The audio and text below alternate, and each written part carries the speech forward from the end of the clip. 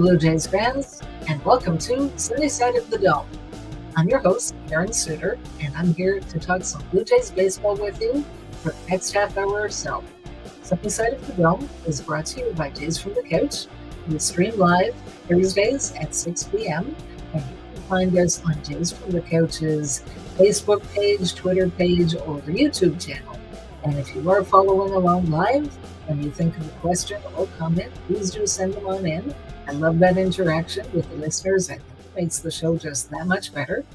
And if you don't catch the live version, but you still want to see what we're up to this week, no problem. When you're ready for us, we're ready for you.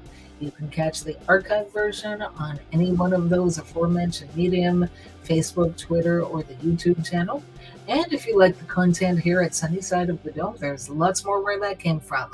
There's Jays from the Couch's main podcast, Monday evenings at 6 p.m., and that is also available as a radio podcast in addition to Facebook, Twitter, or YouTube. You can download and listen to it anywhere you get your quality podcasts, Apple, Google, Stitcher, lots of them out there where Jays from the Couch is everywhere. It's hosted by Shaun Doyle, senior editor, founder of Jays from the Couch. He's always got lots of good stuff, cooking, other people to talk to, interesting segments like the fake news and other things like that. And the other show that you should check out if you haven't been is the On Feck Circle. That's Tuesdays at 6 p.m., hosted by my Jays from the Couch colleague, Steve Feck. And Steve is very smart and unique, has got a world of interesting experience. He's funny, insightful, very, very outside of the box. So lots of interesting things. Definitely check that out if you haven't been. The On Feck Circle at Tuesdays, 6 p.m. And hello, Blue Jays fans. Happy Thursday evening. How's it going, everybody? For those of you who are Canadian, which I imagine a number of you are, happy Canada Day tomorrow. And if anyone's tuning in from south of the border, we're coming up on your 4th of July, so happy 4th. And hope all is well wherever you are, wherever you're up to, whatever you're up to. Hope you have a great long weekend, happy, safe celebrating and all of that. And if you're a Blue Jays fan especially, hopefully it's going to be a very happy weekend. Certainly got off to a good start to the homestand, which they absolutely needed. And thank goodness for that. Won the series against the Red Sox and got another one coming up that's just as big. 5 games against those pesky Tampa Bay Rays in less than 72 hours, starting in about an hour from now. And then your game on Friday, 2 of them on Saturday and 1 on Sunday afternoon. So yeah, if you like baseball, there's lots of it coming up to watch. Anyway, yes, lots going on. Haven't been with you for a couple of weeks. Darn schedule conflicts and all of that, but it happens. So anyway, leading off, as always, transactions over the last couple of weeks. And not too surprisingly, a majority of it seems to be with the pitchers. So I'll get to that second. I'm going to talk about position players first. So Otto Lopez, kind of a utility infielder, although I think he has played some outfield. So he was called up to the Jays. Sorry, excuse me a second. He was called up to the Jays when MLB finally decided to cut back the maximum number of pitchers allowable on the MLB roster. They extended that, I think, 2 different times. They had a deadline, and then they kept pushing it back, finally stopped pushing it back. So Otto Lopez was called up, and I don't actually remember him getting into a game, at least not this time around. And finally, he was sent back to AAA Buffalo, and they recalled catcher Zach Collins. So interesting. Now the Blue Jays they're back to 3 catchers. So Alejandro Kirk, who, if he isn't all-star bound, then there's something very wrong. Gabriel Moreno, the Jays' top prospect, who has done quite well in limited time here.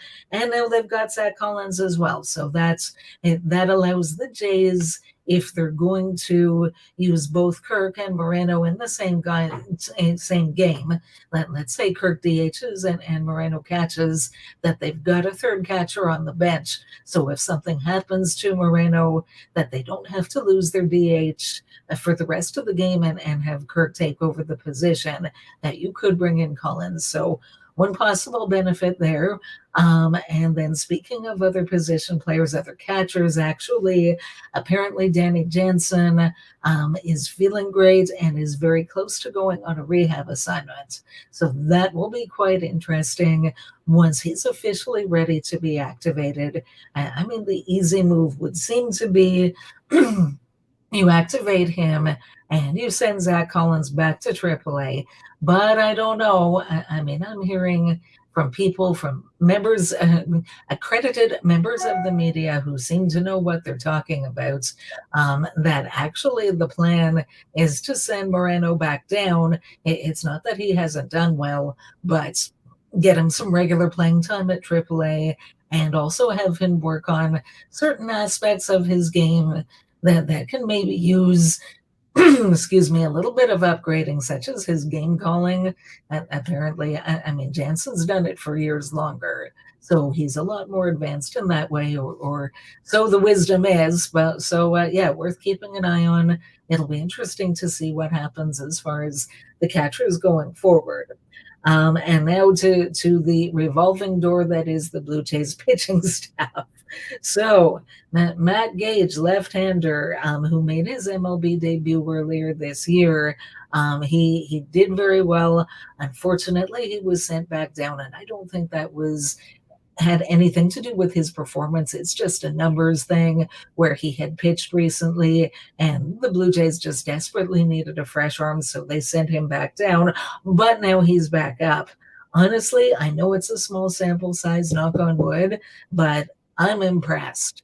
People who have seen Matt Gage pitch a lot more than I have seem to think that he's the real deal. And honestly, I'm starting to think that they're right. He's been into 9 games, 10.1 innings pitched, and he's only given up 1 run. He has an ERA of 0.87, a WHIP of 0.77. So, you know what, Matt Gage, keep doing what you're doing. The Blue Jays need you. And yeah, they need relief pitching. Obviously, anybody who has been watching this team knows the state of their pitching, and in particular, I think the bullpen. Jeremy Beasley, my goodness, the man has been up, down, up, down. Most recently, he's been optioned. He's been called up and sent back down 4 different times in the month of June. Now, normally speaking, as those who know the rules of Major League Baseball know, once you're optioned, you have to stay down there for, I believe it's 10 days. The only exception to that is if you're replacing somebody who's going on the injured list. And unfortunately for the Jays, maybe somewhat fortunately for Beasley, they keep having injuries. So they send him down, they call him up. I mean, it's happened 4 times in the space of a month. And one reason why this is a little bit noteworthy is that in the new collective bargaining agreement, you can only option a player down 5 times in one season.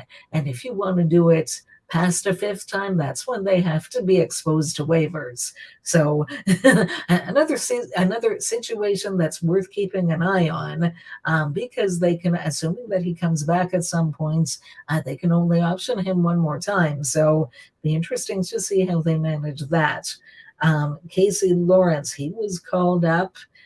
Again, it was a situation where they badly needed pitching, and unfortunately, it didn't go well. He didn't go great.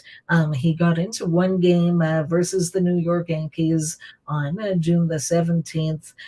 He actually pitched 4 innings and gave up 2 runs, which against the Bronx Bombers, who lead all of MLB in runs scored, I mean, that's not terrible for a call-up, but I don't know. In any case, he's back down in AAA now, so we'll see if we see him again this season or what the situation is there.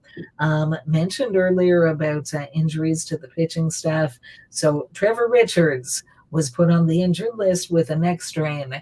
And sometimes the jokes wrote themselves. Some people say he had a neck strain by looking at all the runs that he gave up lately. Yeah, it's unfortunate. And actually, I saw earlier today, thanks to my Twitter addiction, that he's been sent on a rehab assignment to AAA Buffalo. So I have my fingers crossed. Trevor Richards was quite good for the Jays last year. And I remembered him pitching well earlier this year. And I wanted to check that out. So I had a look onto Fangraphs and some splits and over a certain period of time. So from April the 9th through May the 15th of 2022, Trevor Richards got into 15 games. 13 of those were scoreless. So honestly, if he can come back and give the Jays anything like that again, another 15 games and 13 of them scoreless, I'll absolutely take that from him. And I don't know obviously what's going on or anything, but I do remember saying that early in the season, the Blue Jays used their relief pitchers quite a bit. Now, my one of my other colleagues with Jays from the Couch, Bob Ritchie, he did a really good piece on how the Jays, when you compare them to other MLB teams, their bullpen usage really isn't as bad as it might look. And Bob's very smart, and he's really good at doing comparisons all across MLB. His analysis are second to none. Well, what I say to that is, I'm sure he's right, but my own focus tends to be squarely on the Blue Jays, and I'm not even going to claim that they lead all of MLB in relief pitching appearances. All I know is that just looking at the Blue Jays as a team, they have used their relief pitchers a lot, especially early in the season when starters were not going deep into games. And I really felt like they were being overused, and we're going to burn out as a result. And maybe that's some of what we're seeing now. So fingers crossed that Richards has been out for a little while. I really hope he can get back to how he was performing earlier in the season, because again, the Jays need bullpen help. Taylor Saucedo, another relief pitcher, a left-hander. He started a rehab assignment. Now, he was also transferred to the 60-day injured list. Some people can misunderstand that. Saucedo has actually been out of action since April the 29th.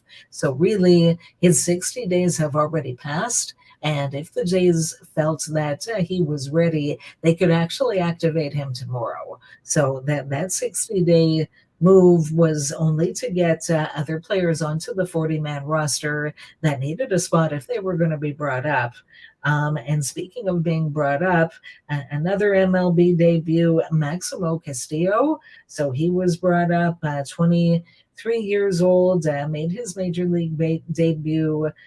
Right-handed pitcher. He's from Venezuela.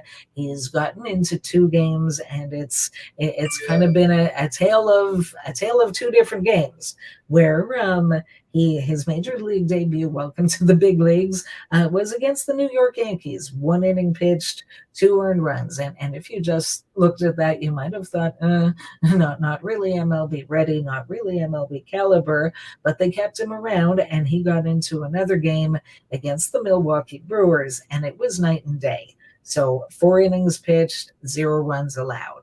And he really allowed the Blue Jays to get back into that game, a game that they actually won. So thank you very much, Castillo. And he's around, and who knows, Kikuchi starts this evening, and maybe Castillo will back him up. Maybe he'll be one of the first arms out of the pen, assuming that Kikuchi doesn't last all that long. Who knows? Maybe Kikuchi will pleasantly surprise us. Let's really hope, because again, the Jays need the pitching help.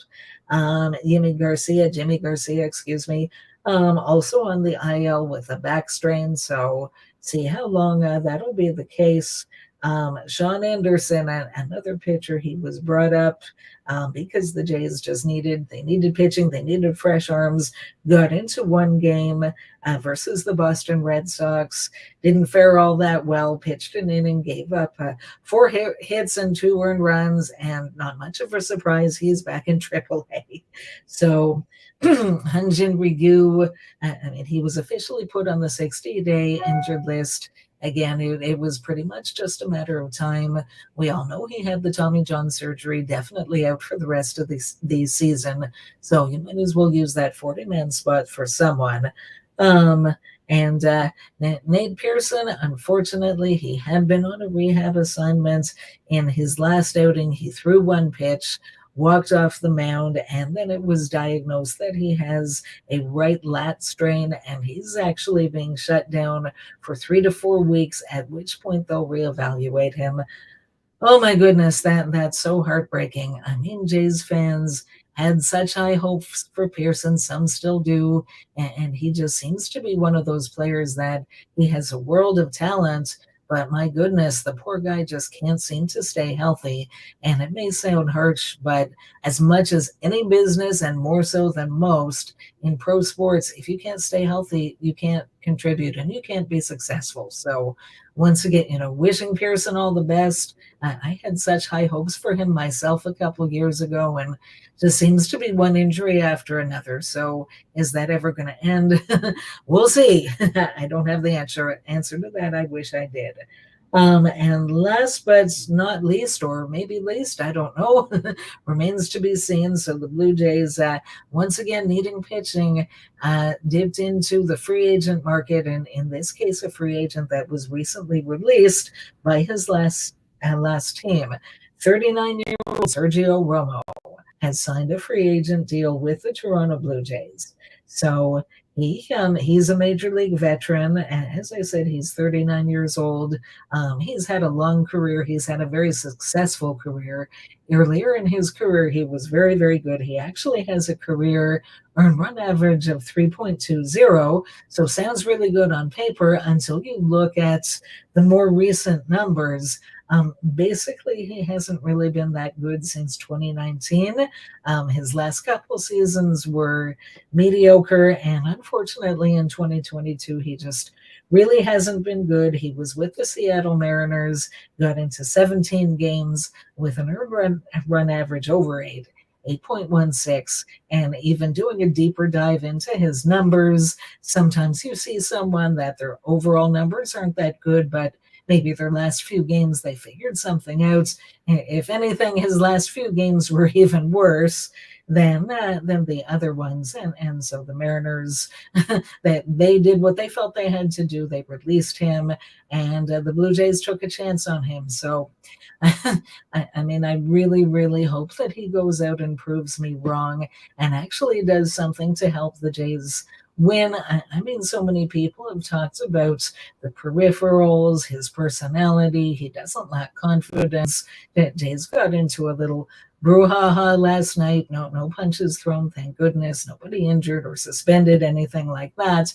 But benches did clear, and it was pointed out by someone on Twitter that who was the first man out of the bullpen? Sergio Romo, the newest Blue Jay. So great for him for taking that attitude, wanting to stick up for his new team and all of that, and sounds like a decent guy. But you know what? None of that is going to help the Blue Jays win a championship. So I want to see how well he's going to pitch. And again, I really, really hope he proves me wrong, but I'm not betting the farm on it. Excuse me. Okay, hi, Steve. Kirk, Vlad, Espinal, Bo Springer. I almost read that as Bo Springer. Bo, Springer, and drumroll please, Lourdes Gurriel Jr. have been named All-Star finalist. Thank you. Thank you for that little tidbit. Yes, there is just so much talent on that team, and I don't know if all of those guys are going to make the team. I mean, to me, they're all stars. Some of them got off to slower starts with the season, and there's somebody else who isn't there because you don't vote for pitchers, and that's Alek Manoah. I think he's as deserving of any of those guys, maybe more than most of them, other than Kirk. I think Manoah and Kirk are the top two performers so far this season. But yeah, that's it's so exciting to be a fan of that team and be able to watch all of that talent day in and day out and dream about where they're going to take this team. And thanks again, Steve. That's really great.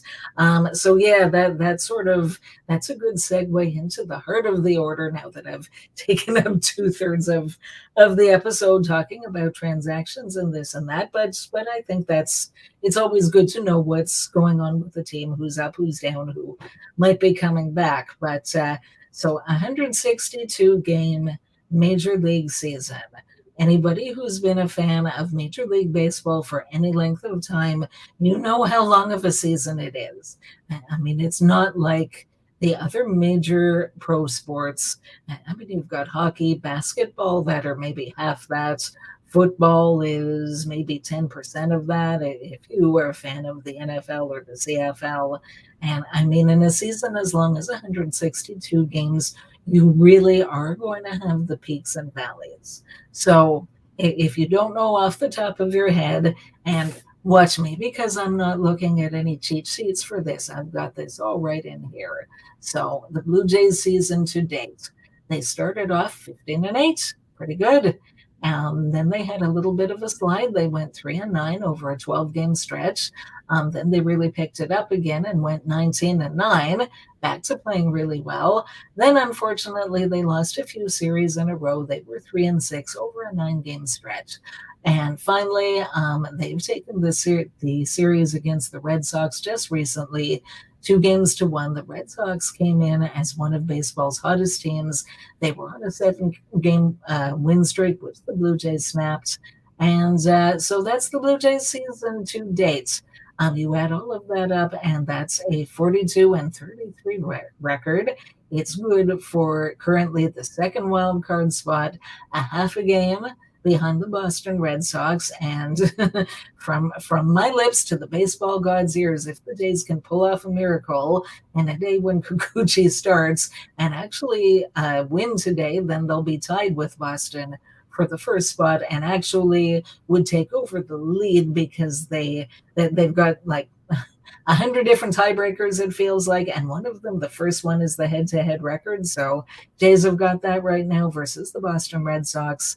Yeah, there's what once again, when the Jays go into a slide, they lost a few series in a row, and some people they just, to me, get so negative and unrealistically negative. That's my opinion. One of the things that I believe in strongly is that every fan has a right to decide for himself or herself how to be a fan, how to think and feel about their team. Presumably, they have a team that they follow if they're a fan. And I mean, anybody can do this in their own way. And nobody gets to tell you, no, you can't think this way or you can't think that way. But I do have a right to my opinions.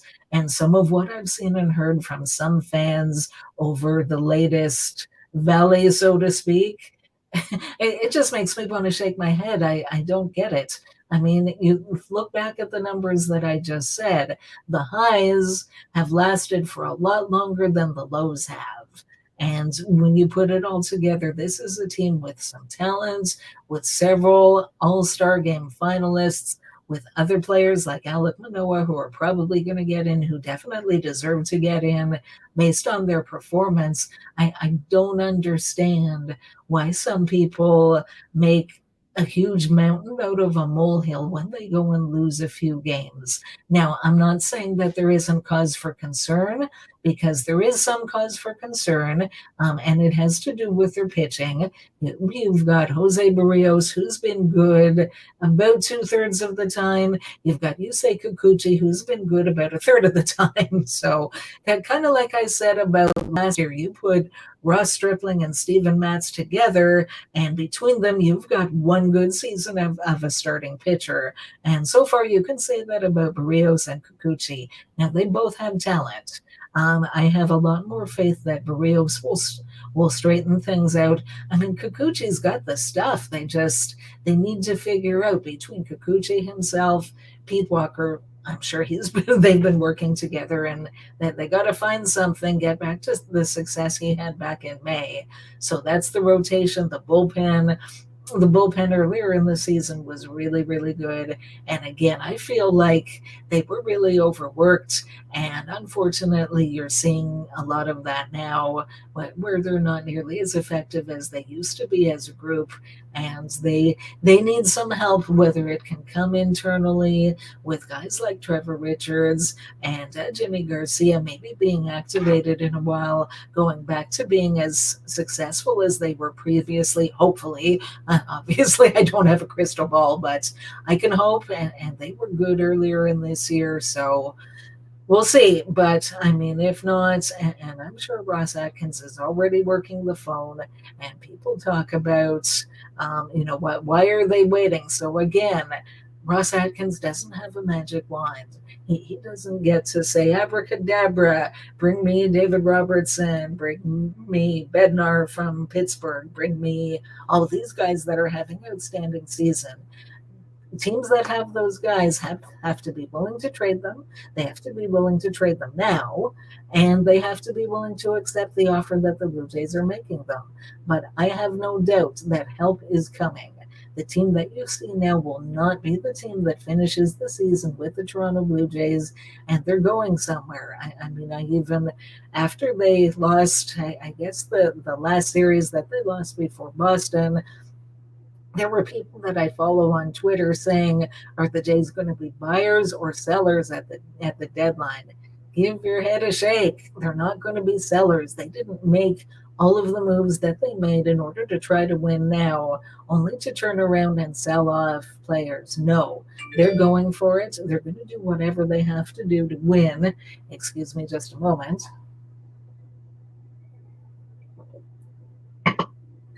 And sadly, that almost brings us to the end of our time together for this evening. So that brings me to Through Blue Jay Colored Glasses. So basically, the same conversation that I've just been having, but with the glasses on. I believe in this team. Hello, yes, I'm still here. I believe in this team. And I don't think there's any reason for people to be jumping off the bandwagon, thinking that they aren't a playoff team, thinking that they're going to be sellers. I mean, they just put a stop to one of the hottest teams in baseball, the Boston Red Sox, winning a series 2-1. And they came within a run last night, couldn't quite pull off tying it up again. But there is a lot of talent on this team. There are players that are scuffling that I believe are going to get better, that have a track record, a positive track record at the major league level. And we haven't seen the best of all of them as a team. I also feel like there's going to be some positive moves coming, and whether it's right at the trade deadline, easy for me to say, not so much, at the trade deadline, or even earlier, because tomorrow we're into the month of July. So we've got about a month left, and they're going to make it happen. People have said that Atkins, Shapiro, from their days in Cleveland, that there's such a reluctance to trade away top prospects. Well, you know what? Last year they did exactly that. That they felt that the time was right, and they traded away Austin Martin and Simeon Woods Richardson to get Jose Barrios, and then they were able to extend him. So, it doesn't bother me so much that Barrios had struggled for part of this season. I still say major win, A++ to all of that, and they're not going to stop there. whatever they need to do, they're going to do it, whether it's internal improvements, players coming off the IL, or they're going to find somebody out there who is able to help them now. And they're going to get a deal done. I can feel it. And they're going to go on a run, whether it's somewhere in between what they did last year and 2015, where for the last 2 months of the season, it felt like they were unstoppable. I think that we are in for something like that for the regular season for the Blue Jays. Mark my words, the Blue Jays are going to the playoffs this year, and they're going to make the improvements that they need during the regular season to have a good, deep playoff run. It's coming. So wait for it, Blue Jay fans. Hi, Sue. Love the glasses and the positivity. Thank you very much. Yes, that's kind of the way my shows go. I don't know if you've thank you for tuning in today. And I don't know if you've watched before, but yeah, that's kind of what Sunny Side of the Dome is. I try to be positive where the Blue Jays are concerned, unless I absolutely can't be.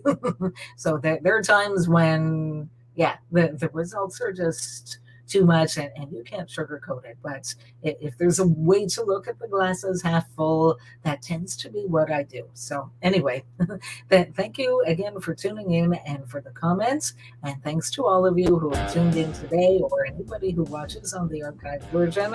And that's about all I've got for you for today. So happy Thursday evening. Go Blue Jays. And I'll see you again in a week.